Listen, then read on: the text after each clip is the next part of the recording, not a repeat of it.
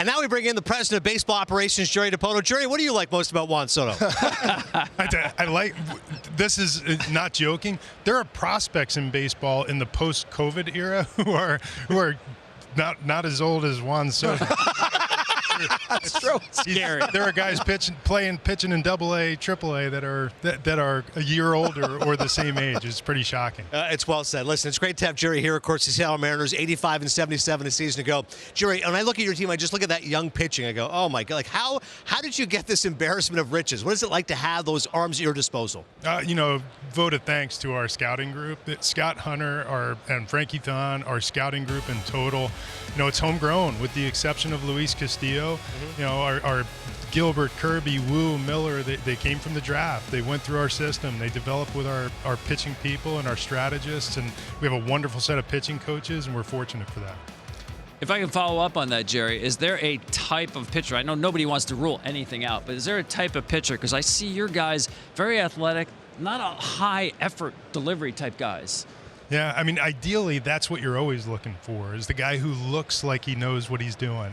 Mostly, we go out and we scout command first and then backtrack it to stuff.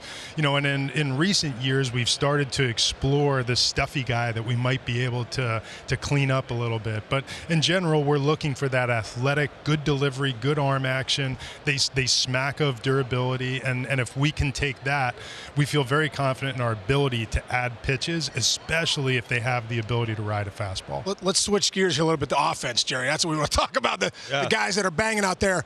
A couple things. Julio Rodriguez, any concern of the year that he had last year, kind of up and down, got hot a little bit at the end there, but also bringing in Kevin Seitzer. I think Seitz is one of the best hitting coaches in the game, no doubt about it. What he did over there at Atlanta for all those years with him and Edgar kind of going a little old school right there. Are you excited about him coming on board?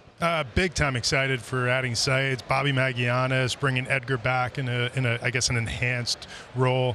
It is a little bit of a throwback where we talk more about approach than a lot of the more advanced tech that we were using just a couple of years ago. And it's intentional, trying to simplify our hitting approach.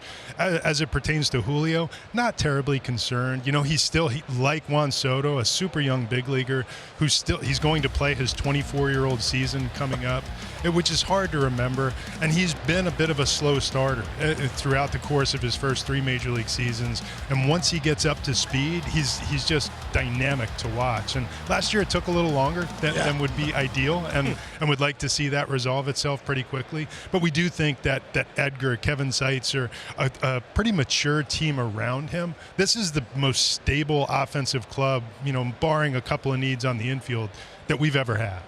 Yeah, even in a slow season, so to speak, slow start, 20 home runs, 24 steals. You just have to get a hypnotist to tell him April 1st is July 1st. And we're going, Julio. We're going. And to your point about Edgar Martinez, 3.9 runs per game scored. Once Edgar came in, 5.1, so you saw his impact.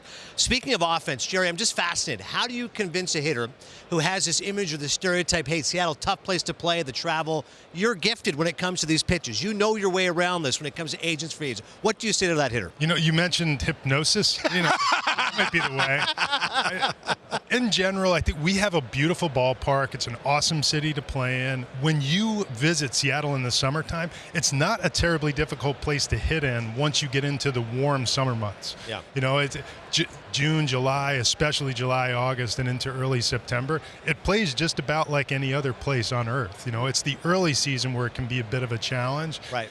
So we'll recruit the players who come through in the midsummer and look at Seattle through a rose-colored lens. It's an awesome place to play.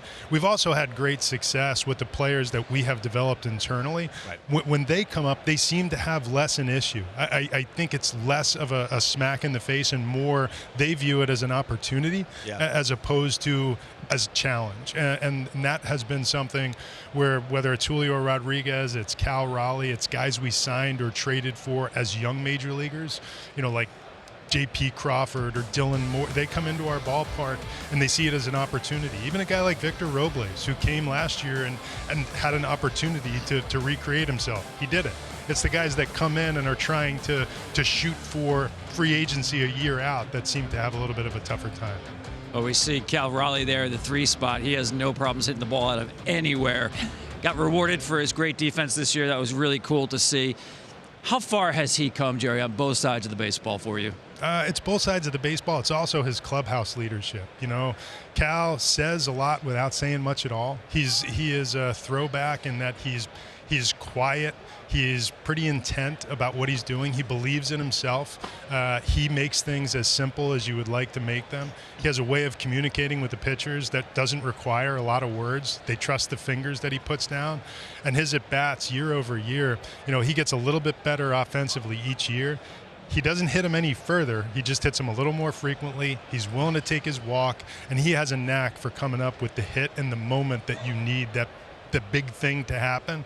Cal's delivered on more than one occasion. Jerry, what do you love about Dan Wilson? Obviously, been a long time, guy in that organization. But why do you give the reins to Dan? And what did he do well last year when he took over? Patience. Yeah. It's actually, I said to him along the way, it's the thing that I could stand to learn from Dan. He's an incredibly patient guy. He moves at his own pace. His thought is, we don't have to rush. The game will wait for us. And the last 6 weeks of last season, you mentioned it with our offense. Edgar came in. He has a lot of the same tendencies. It's a calm, confident patience. Our team really started to embody that over the last 6 weeks, and we feel like that is just scratching the surface of what this group is capable of. And Dan has the type of mentality, the authenticity in the way he communicates with the guys that I think it'll bring the best out of our group. Well, certainly exciting times right now with the Seattle Mariners. And one last thought on Cal Raleigh. Anyone with a better nickname than the Big Dumper? It's hard to imagine. The imagery it goes beyond good. By the way, Jerry, you are learning patience. You're on the clock here. It's been way too long since you made a deal. We set the over-under before I left the suite on number of transactions in this 3-day stretch at 1. I'm bored. Gotta get going. Draft, develop, and trade the Jerry Dipoto way. And he's had a lot of success. Jerry, thanks so much. This was great. Thank you, guys. Jerry Dipoto, president of baseball operations of the Seattle Mariners.